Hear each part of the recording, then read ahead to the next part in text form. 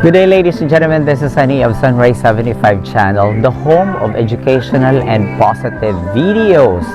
At ngayon, gusto ko lang i-flex sa inyo ang place na to. This is still part of Rizal. Wow, of course, meron tayong counting break and we would like to enjoy that to savor the moment before we finally go back to work. And at present, this is still part of Tanay Rizal. Wow.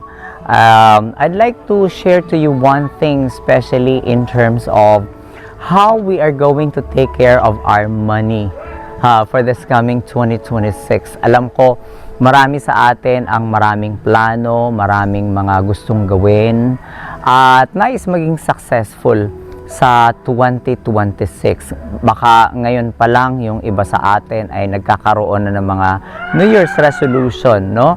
How we are going to come up with a more abundant 2026, no?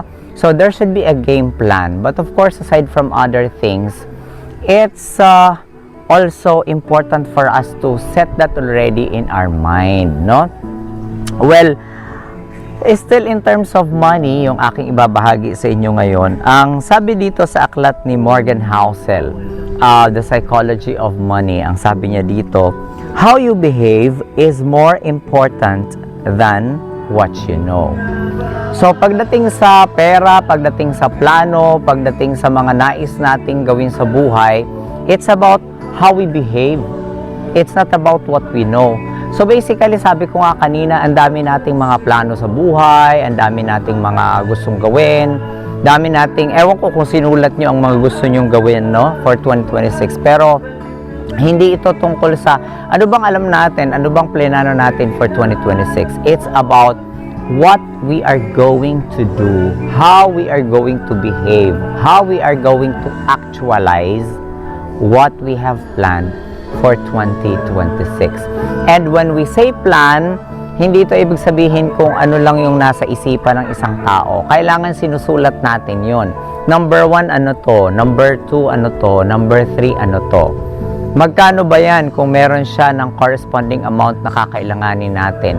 Ano ang mga possible na balakid dyan na pwede nating makaharap? At paano natin siya isosolve if possible or if ever? So, lahat ng yan ay nakasulat. And if possible, isusulat natin siya at meron tayo ng listahan. Yung listahan na nakikita natin araw-araw. Pagkagising mo, bago ka matulog sa gabi, nakikita mo, ito yung aking mga priorities this year. Kasi kapag tayo ay parating nare-remind na meron tayong priorities, hindi natin makakalimutan yon at ilalagay dapat natin yon sa ating daily, sa ating monthly activities, no? Para mabuo natin yung ating mga priorities, for example, for this year. So, anong buwan ba yan dapat i-accomplish? O ilagay mo na. And then, you have to break that down into daily activities na doable. Kasi at the end of everything, it's really about what you do every day that will contribute to your priorities, to the purpose, to the goals that you have set for 2026. Sabi nga sa aklat na the one thing, kailangan laging tatanungin natin ang ating sarili, what should be the very thing that I should be doing right now? Ano ba dapat ang ginagawa ko ngayon? Kasi maraming pagkakataon na yung mga ginagawa natin, we're so busy pero hindi naman yun ang kailangan. Magkaiba kasi ang busy tayo at productive tayo. Productive in the sense na nagko-contribute doon sa ating goal ang lahat nating ginagawa. So, ayun, ang sabi, babalikan ko lang, no?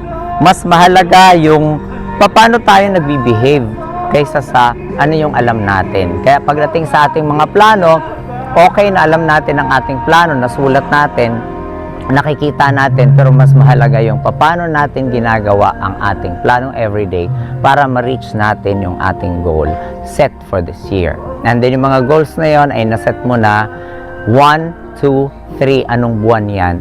And you have to break that down into weeks and into days.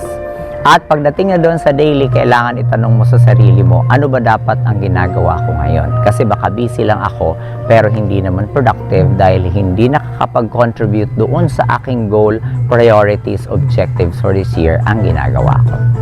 So, sana may napulot po tayo doon sa ating discussion this time. Once again, this is Sunny of Sunrise 75 channel saying thank you very much and see you in my next vlog.